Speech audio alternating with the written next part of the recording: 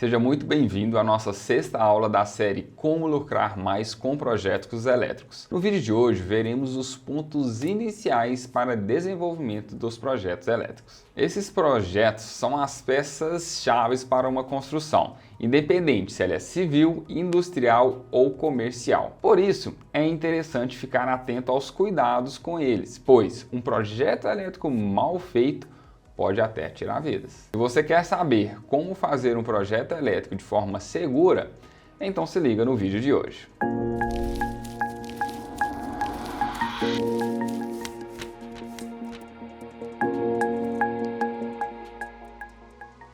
Fala galera, como vocês estão? Os projetos elétricos podem ser simples ou complexos, grandes ou pequenos, mas sabemos que independente da sua dimensão, precisam ser bem dimensionados, principalmente com o quesito segurança de pessoas, animais e equipamentos elétricos em geral. Mas quando vamos fazer os projetos para os sistemas de baixa tensão, precisamos estudar bem a fundo algumas normas elétricas, sendo as principais delas a NBR 5410, a NBR 5419, a NR10 e diversas outras, além também das especificações técnicas das concessionárias, como essa aqui que você está vendo agora na tela. Calma, eu sei que as normas são grandes e levaria muito tempo para ler elas, mas pode deixar que eu vou te mostrar os principais pontos para se fazer um projeto elétrico. Agora vem comigo, fique atento, não caia na cilada de dimensionar os seus projetos elétricos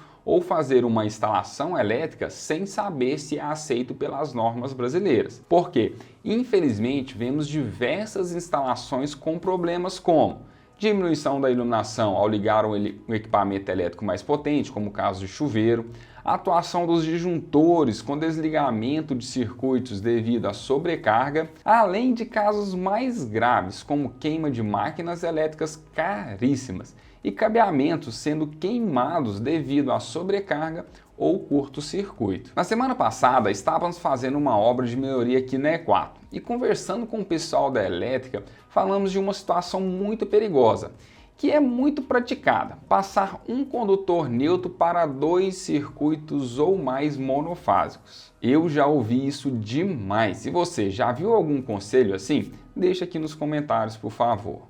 Vamos entender o que a norma diz sobre isso. No item 6.2.6.2.1 da NBR 5410 diz: o condutor neutro não pode ser comum a mais de um circuito. É até simples de imaginar. Imagine 2 circuitos separados por 2 disjuntores monofásicos de 15 amperes cada um e utilizando condutores de alimentação de 2,5 mm². Imagine a situação, pelas fases, cada fase passando 14 amperes e somente um condutor neutro de 2,5 para os 2 circuitos. Como ele não costuma estar interrompido por disjuntores, então estará passando por ele uma corrente de retorno de 28 amperes. Não seria nada bom, não é mesmo? Então, cuidado com alguns conselhos sobre instalações elétricas, porque se você fizer um projeto com dimensionamento fora das exigências das normas brasileiras, caso seja levado em processo judicial, é você, projetista, que irá pagar o pato. Além, é claro, de estar colocando em risco diversas vidas. Entendida a importância de um projeto elétrico? Então vamos lá! No nosso último vídeo da série Como Lucrar Mais com Projetos Elétricos, falamos sobre a homologação de sistemas fotovoltaicos. Vimos os documentos exigidos pela concessionária CEMIG. Como disse a vocês, esses documentos são padrões, mas o que varia é o modelo que cada concessionária exige. Então fique ligado nisso. Agora sobre projetos elétricos da fábrica de sapato em Nova Serrana. Vamos fazer por partes. A primeira etapa é o levantamento de carga. Em projetos elétricos falamos em iluminação e pontos de tomada, podendo elas serem tomadas de uso geral e tomadas de uso específico. Veja aqui que a NBR 5410 já está entrando em cena. Iluminação é posicionar no seu projeto os locais onde serão feitas as instalações dos pontos de luz. Você conversando com o seu cliente, saberá os planos para aquela instalação elétrica e entenderá os pontos de iluminação dessa instalação. Depois da iluminação, é posicionar as tomadas. Lembrando que agora temos que considerar as duas tomadas, tanto a de uso geral e as tomadas de uso específico. Só para não confundir a você, deixa eu te explicar o conceito: tomadas de uso geral e tomadas de uso específico. Tomadas de uso geral são aquelas que estão paradas, esperando alguma carga ser ligada nela. Pensa na tomada da sala de televisão. Você poderá ligar nela um carregador de celular, um ventilador, um carregador de notebook e até mesmo a alimentação da televisão. Então, ela pode atender várias cargas. Falamos que ela é uma tomada de uso que mesmo? Geral. Agora pensa no termo tomadas de uso específicos. Elas atendem somente um equipamento em específico. Por exemplo, o ar-condicionado. Você não muda a todo instante um ar-condicionado de lugar, você o instala e ele fica por um bom tempo. Então aquela tomada instalada é somente para ele. Agora, cuidado, não confunda esse termo tomada, porque falando em tomadas de uso específicos, não precisa exigir o plug de conexão, o tomada.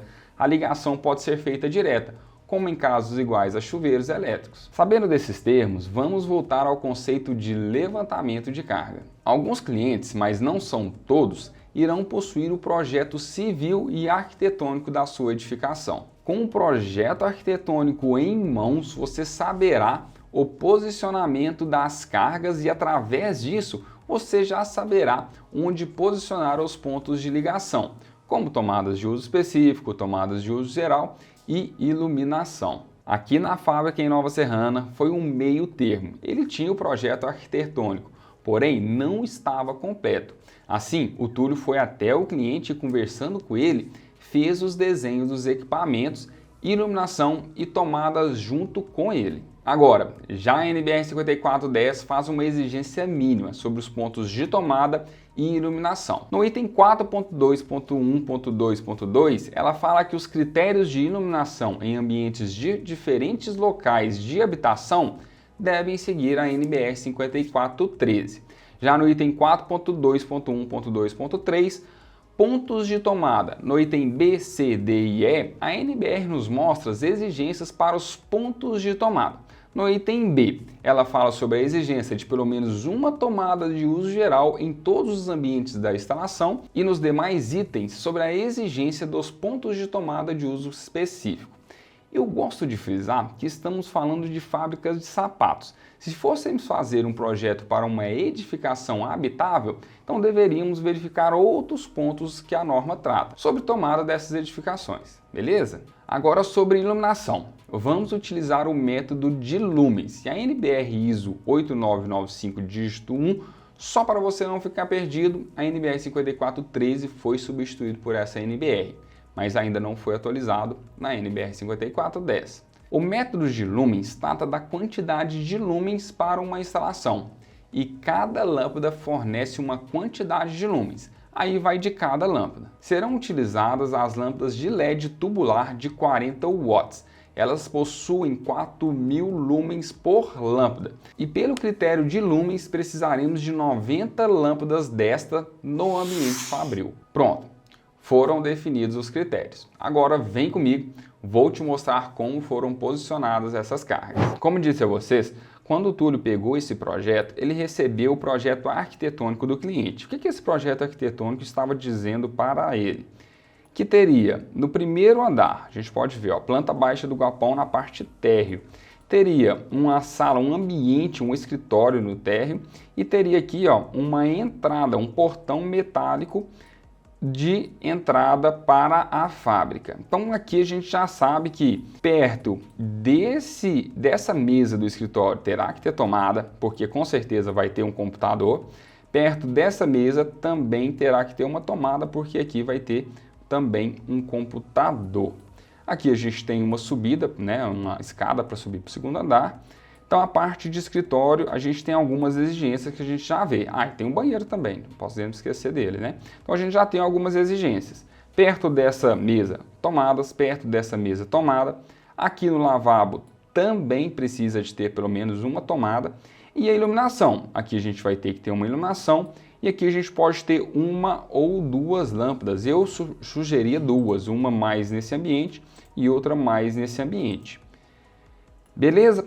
Aqui, como eu disse a vocês, no fundo a gente tem mais 2 banheiros masculinos, mais 2 banheiros femininos. Cada banheiro precisa ter pelo menos um ponto de iluminação, ele não necessariamente vai precisar de tomadas, tá? Aqui a gente vai ter uma janela, então não teria como colocar uma tomada nessa parede. Essa tomada deveria ser aqui sobre a parte aqui de lavar as mãos aqui, sobre a pia. E aqui na área descoberta, não necessariamente a gente precisa colocar uma tomada aqui, a gente pode colocar essa tomada aqui pro lado de dentro. Mas iluminação, sim, a gente precisa colocar ela aqui na parede. Como a gente não vai conseguir colocar no teto, então ela vai ser um ponto aqui na parede, beleza? E na cozinha, a gente vai ter que colocar iluminação, um ponto de tomada aqui para geladeira, e aqui, se for um cooktop, também precisará de um ponto de tomada. Aqui também é aconselhável a gente colocar pelo menos um ponto de tomada em cada ambiente aqui da cozinha, caso precisar ligar um celular ou ligar algum equipamento elétrico quando a pessoa estiver almoçando ali, né? Lembrando também na parte de iluminação, vou ter que colocar 2 lâmpadas aqui para ficar um ambiente mais iluminado. Beleza? E aqui a gente ainda não tem o posicionamento das máquinas. Já no segundo andar, também é a parte de escritório. Então a gente já sabe que aqui vai ter que ter tomada, aqui vai ter que ter tomada. No banheiro também outro ponto de tomada. E iluminação, e nesse aqui eu acho que ficaria bacana até 4 pontos de tomada aqui para ficar um ambiente bem iluminado. Então, fechou. A parte da frente, caso você queira ver aqui como que vai ficar a altura do pé direito, então isso aqui é o que o cliente envia para a gente. Chegando lá, conversando com ele, ele falou para a gente dos pontos das máquinas. Então a gente deixou aqui separado os pontos das máquinas com suas potências. Então aqui a gente tem as máquinas de alta frequência, as máquinas de alta frequência, aqui o compressor de ar. Isso aqui vocês vão ter tudo acesso a máquinas de flash, tá tudo aqui, e os climatizadores industriais. Então a gente posicionou as máquinas e depois de posicionar as máquinas, nós posicionamos também as tomadas, como eu disse a vocês, e também a iluminação. Então as tomadas estão aqui e a iluminação. Veja que aqui a gente colocou 4 pontos de iluminação, as tomadas próximo a onde serão feitas as mesas, aqui o ar-condicionado também, uma tomada de uso específico, o quadro de distribuição, o medidor da CEMIG e os pontos de iluminação. A gente separou conforme foi a exigência do cliente.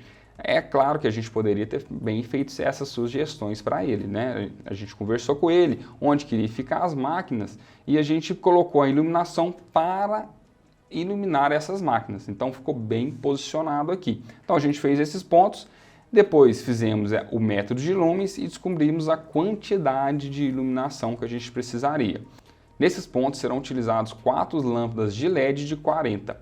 Então aqui a gente tem 1, 2, 3, 5, 10, 15, 20, 24, 26 vezes 4 lâmpadas de LED somente no ambiente fabril. Lembrando também, tem uma lâmpada, nesse caso aqui vai ser dupla de 20 em cada banheiro, e também uma lâmpada de 2 lâmpadas de 20 aqui na cozinha. E os pontos de tomada tudo separadinho.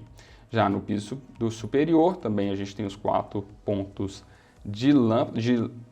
E no piso superior a gente tem os 4 pontos de iluminação, a lâmpada de tomada uso específico, que é o ar-condicionado, e as tomadas de uso geral para ligação, né? No caso aqui pode ser do notebook, de um computador normal, ou também de tela de computadores e televisão e etc. Beleza? E no banheiro a gente colocou somente a iluminação. Não colocamos aqui no banheiro, porque esse aqui é um lavabo, a tomada de uso geral dele. Lembrando que essa tomada aqui de fora pode atender o banheiro, caso precisa ligar alguma máquina ali interna. Beleza? Então ficou assim o nosso desenho técnico depois de conversar com o cliente. Você vai receber isso aqui, você vai saber todos esses equipamentos, você vai saber como foram posicionados ele. O que nós temos que fazer aqui agora? Passar os condutores. Então tem que passar tanto as eletrocalhas, eletrodutos e internamente neles os condutores. E aí, o que achou dessa aula hoje sobre dimensionamento de sistemas elétricos? Vou ficando por aqui, um forte abraço e até o próximo vídeo.